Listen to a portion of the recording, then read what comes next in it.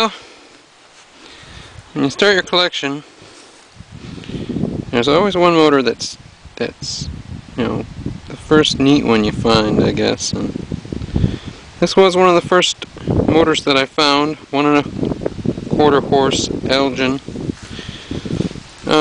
Circa 1946 to 51, I guess. The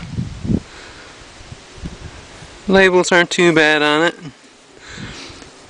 It's just pretty, and it's kind of the first motor that my son got to run on his own.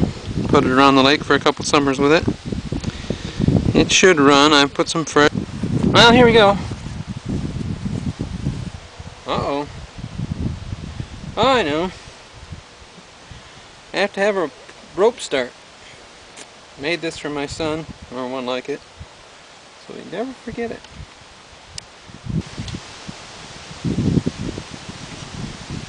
Also put this handy chain on there for me. Wouldn't lose this little beauty. Start on the fence here.